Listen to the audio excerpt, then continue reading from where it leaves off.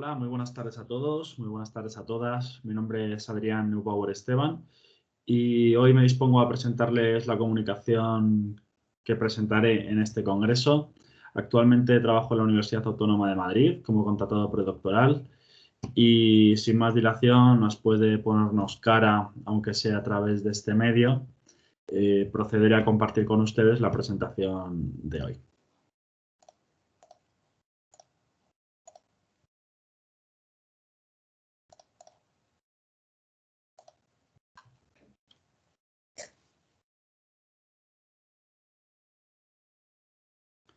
Bueno, en primer lugar, esta comunicación se titula Políticas de austeridad, discurso del miedo y refugiados al sur de la Unión Europea.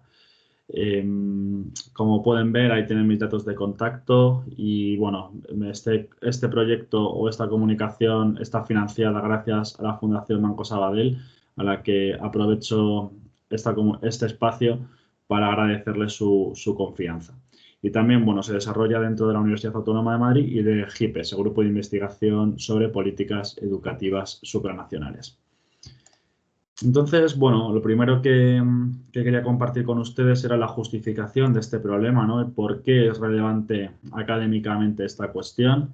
Y bueno, y es que a partir de diferentes crisis que se han sucedido en los últimos 12, 15 años, como puede ser la crisis económica de 2008, la crisis de refugiados de 2015, el auge de la nueva extrema derecha en las elecciones europeas de 2019 y, por supuesto, la más reciente, la del COVID-19, que es una crisis de carácter político, económico, social, pues se hace fundamental conocer el objetivo que atañe a esta comunicación, es decir, cómo todas estas crisis, estos factores, estos elementos socioeconómicos y políticos influyen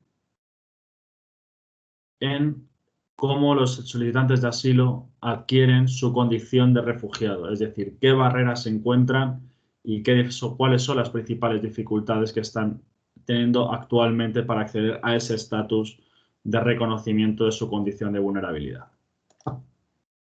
Entonces nosotros vamos a hacer un análisis que lo he querido llamar teórico reflexivo porque no sabría diferenciar lo que son resultados de lo que no, así que creo que esto lo engloba de una forma más armónica. Bueno, pues lo primero de ello, la primera cuestión sobre la que me gustaría incidir es sobre cómo el mercado, cómo la seguridad nacional y los derechos humanos se interrelacionan actualmente, ¿no?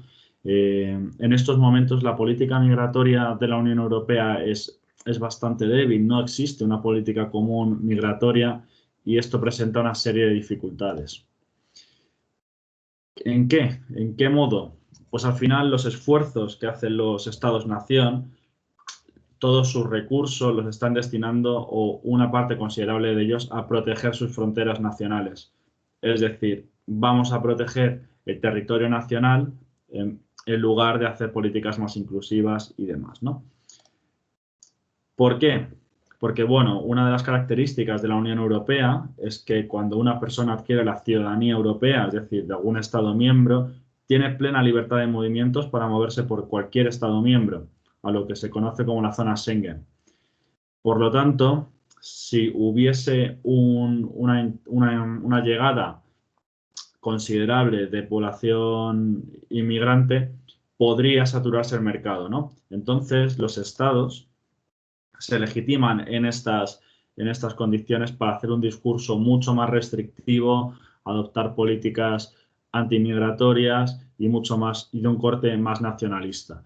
Por lo que podemos concluir que la debilidad en materia migratoria de la Unión Europea es uno de los grandes déficits sobre esta cuestión. Por otro lado, los países del sur de Europa actualmente y desde hace unos años, especialmente desde la crisis económica de 2008, presentan unas tasas de desempleo muy elevadas que han repercutido muy negativamente en el estado del bienestar, poniéndolo incluso en peligro. Por lo que se ha reducido considerablemente la inversión en los servicios sociales, incluyendo en materia de educación, inmigración, sanidad y vivienda. Toda esta coyuntura ha sido aprovechada por la nueva extrema derecha para utilizar a los inmigrantes, a la población inmigrante como chivo expiatorio y culpabilizar de la debilidad del Estado-nación apoyándose en un discurso marcado que se conoce de nosotros contra ellos, no hablando de la otredad, hablando de ellos como extraños. Esta coyuntura ha obligado a los partidos más tradicionales, más históricamente consolidados, a adoptar medidas antimigratorias que se alineen un poco con la nueva extrema derecha, porque ven que si no lo hacen, se pone en riesgo su status quo, porque perderían apoyo electoral. Entonces, aquí vemos que existe un poco un debate profundo entre electoralismo y derechos humanos. Esto lo podemos catalogar como efecto dominó. A modo de conclusiones, podríamos decir que hay cuatro pilares sobre los que sustentar dichas acciones. En el ámbito económico, ante futuras crisis, deberían primar las medidas a ser mucho más flexibles y no adoptar políticas de austeridad, como se adoptaron en la crisis de 2008. Y, por supuesto, debería primar siempre la dignidad humana y los derechos humanos sobre el bienestar del mercado interior.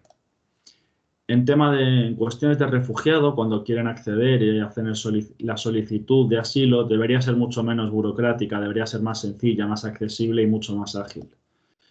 En materia de migración, debe haber una política común fuerte, sólida, de modo que los Estados-nación cedan soberanía a la Unión Europea en esta materia y se haga una política fuerte. Por otro lado, para terminar, la nueva extrema derecha debemos combatirla desde las instituciones europeas, desde la ciudadanía, y criticar, censurar y perseguir los discursos de odio. Y no hay mejor forma de ello que a partir de los valores europeístas, que no eurocéntricos. Para terminar, quedo a disposición de cualquier duda que puedan tener. Estaré encantado de responderlas. Comentarios, críticas, son todas bienvenidas. Dejo mis datos de contacto y quedo a su entera disposición. Muchísimas gracias y un saludo.